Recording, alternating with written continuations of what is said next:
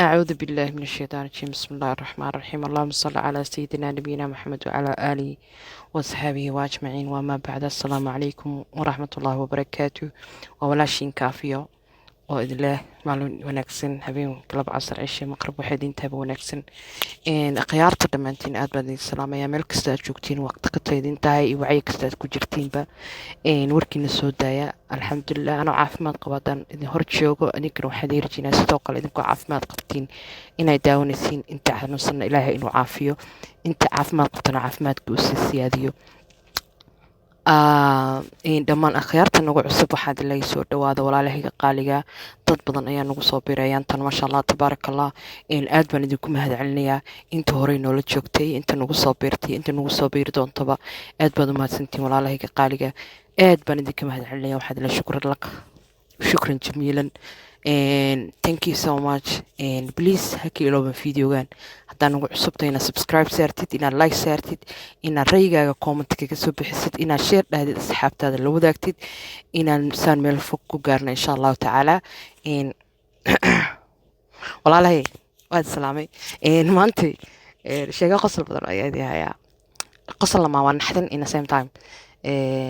horte waxay dad badan asxaab oo igu xiran ayaa jirto ajnabi ah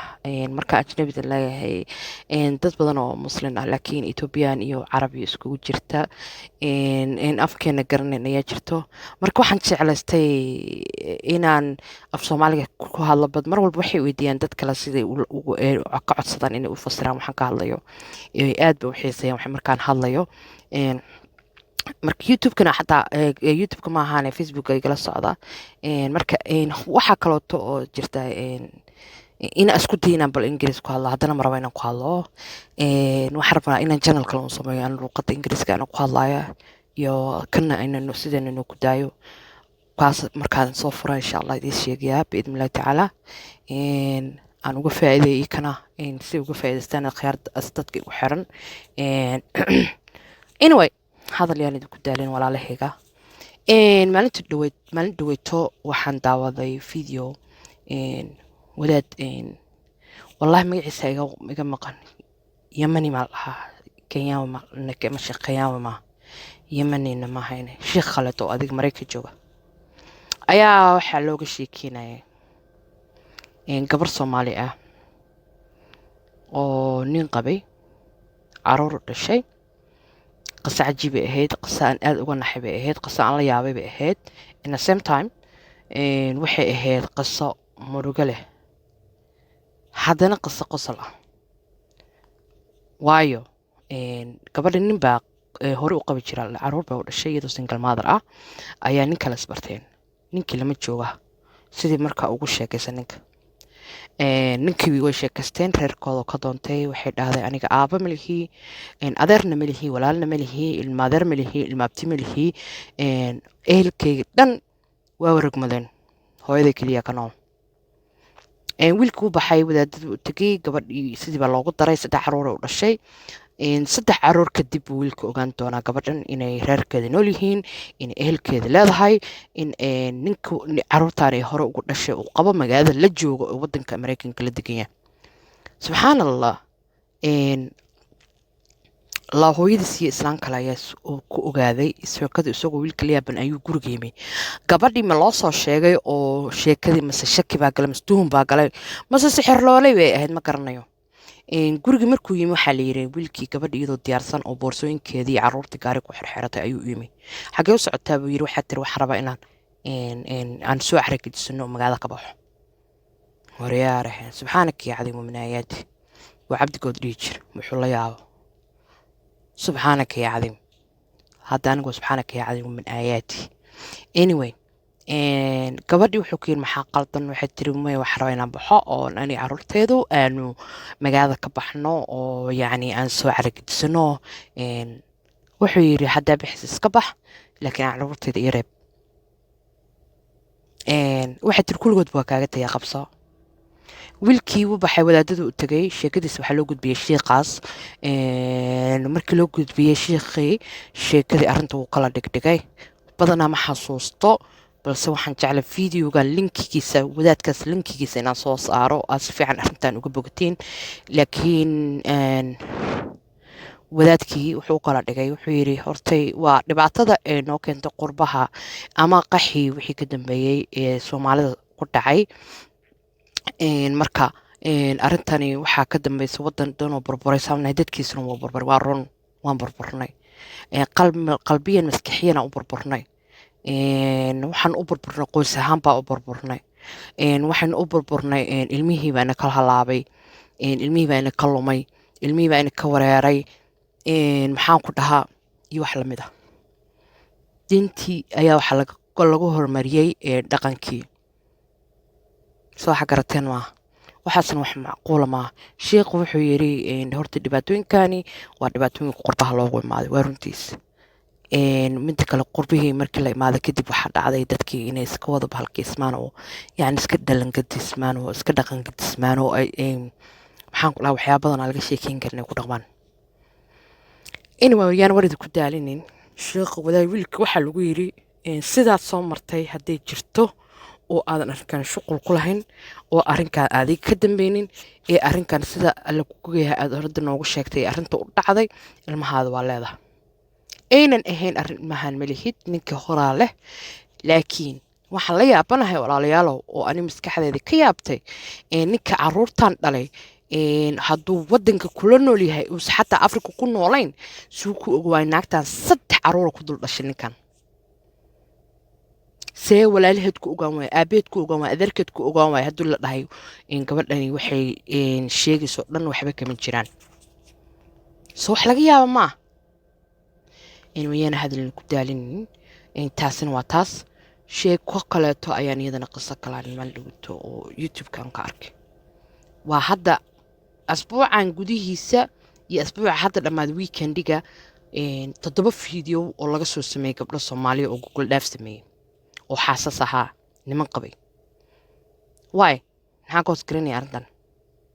ma gabdhaha la ceebinayaa oo gabdhaha Soomaaliyeed baa ceeb loo raadinayaa oo view laga raadinayaa mase arrinkani waa run waxaa jirta wiil kale oo YouTube leh oo wiil aad u qaali ah oo aan aad ugu xiranahay cali qataab baa lahaa wiilkaas mar walba dad jecel arrinta wanaagga inuu faafiyo carruurta agoonta caawiyo cali qataab channel youtube-na wuu leeyahay facebook-na wuu leeyahay cali qataab wiilkaasi agoontu caawiyaa dadka masaakiinta darbiyada guryahooda intuu ugu tago caawiyaa wiilkaasi muddaan la socday ilaah dartiisaas kaga jeclay wiilkaas nagarteen isagana ka hadlayay gabar arrinkaas oo kale ku dhacday iyadana yaa nin qabay dibadda ka jiray ninkuu dibadda ka jiray ee isjeclaayeen uu guursaday ninkii cunug isku dhaleen cunugii markay isku dhaleen kadib wiilkii way adag tahay dadkeenan dibadaha ku nool sometimes noloshu way adag tahay deyn uu qaatay deyntii intuu gudayay reerka uu ka gaabsaday markuu ka gaabsaday sorry cali khataabtiisa taas kama daawan mid kale ka daawaday ninkii deyntii reerka intuu gudayay ninkii marka gabadha qabay aad bay isku jeclaayeen nin aad ugu wanaagsan buu ahaa laakiin wuu ka gaabiyey gabadhii waxay ka helweysay ninkii habeen iyo maalin ila hadli jiray waqtigu isaga maalin iyada waqtiga u tahay isaga habeen bay u ahayd waqtigii habeen iyada u tahayna maalin bay isaga u ahayd marka waqtiga aad ugu adkaa marka waxay tiri waqti badan ayaan waxaan samayn jiray inaan la soo jeedo oo aan sida ninkayga u raaligeliyo la sheekaysan jiray la hadli jiray aan jeclaan jiray inaan mar walba aan waqti isla qaadano markii ilmo imaadeen wiilka iga mashquulay kabacdi wuxuu ii sheegaa mar walba inuu lacagtii rabo inuu gudayo oo sidaas iga maqan yahay siduu lacagta ku gudana uu shaqo badan u qabto bacdayn ninkii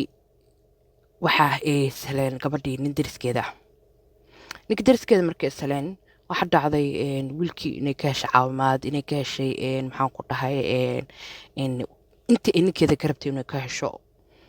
maadaama uu ka maqan yahay cunugga yarkaa ka xanuunsado hadduu dhakhtarka daawada uga soo qaado kan sameeyo maalmaha ka mid marka inay shaydaan isku qaada labadooda markuu shaydaan isku qaaday gabadhii inay qaracantay inay naxday inay ninkii iska ceyrisay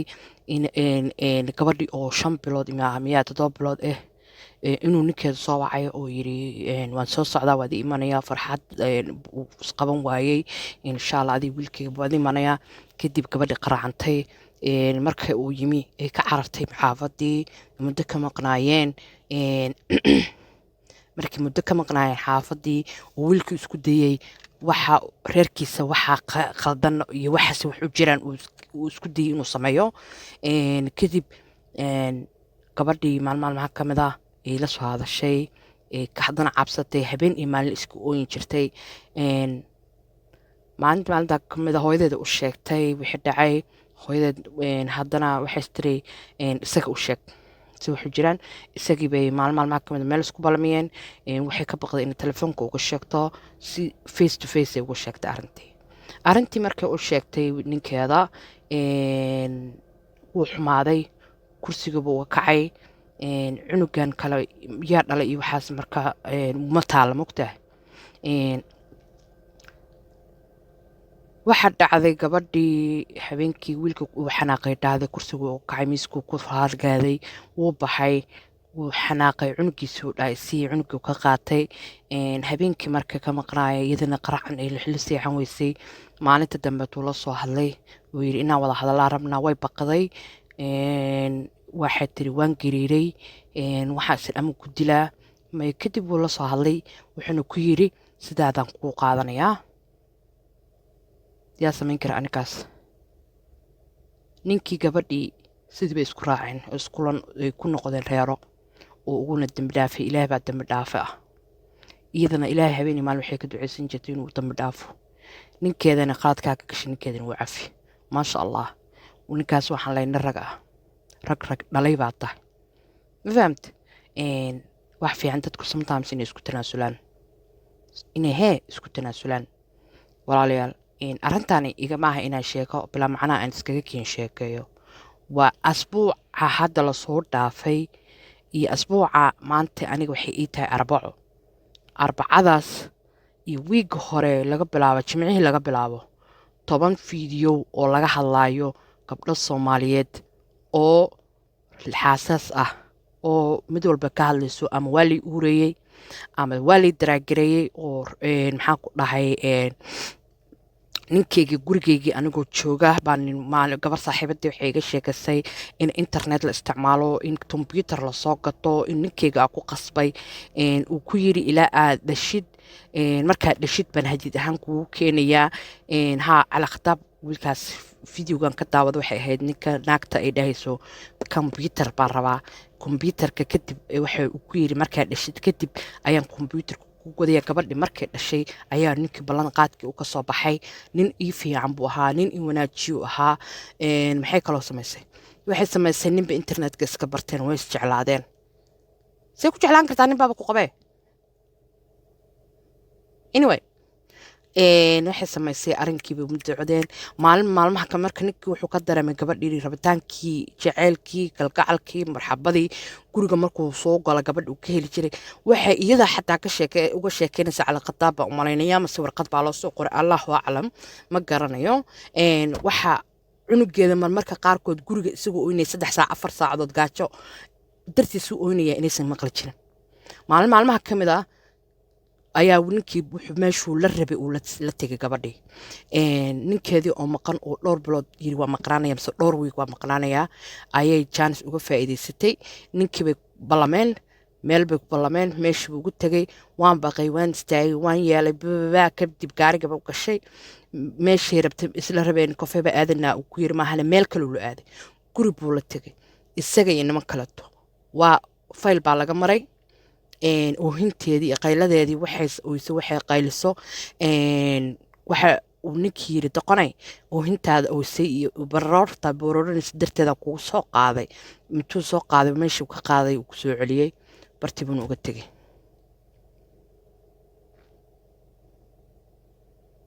waxaas wax loo adkeysan karaa walaalo ya ma wax loo adkeysan karaa hadda waxaas anyway sheekada idin daayay commentiga uga soo jawaaba sheekadan anigu mid aan leeyahay maaha sheekadani 3 sheeko oo kala duwan waaye soo waxa garateen ma 3 gabdhood oo walaalo ah bayna ku dhacday sheekadan marka bal ra'yigiina kasoo gudbista yaa ra'yigiina kasoo gudbista arrinka kani ma arrin iska socda oo hadda lagu raadanayo viewba mase waa wax reality u dhacday mase waa wax gabdhaha soomaaliyeed ka suurtooba mase waa wax ragga islaameed ee soomaaliyeed ka suurtooba in gabdhaha xaasaska ah ay ku wareegaan intaan videogan video lamida ku kulmayno waxaa idinkaga tegayaa meel kasta iyo waqti kastaa joogtiin assalaamu calaykum waraxmatullaahi wabarakaatu walaalahayga qaaliga ah iyo isku soo noqdamo xiise leh insha allah videogan ha iloobin subscribe inaad noo saartid like inaad saartid share inaad dhahda asxaabtaada la wadaagtid commentiga ra'yigaa kaga soo bixisid wassalaamu calaykum waraxmatullahi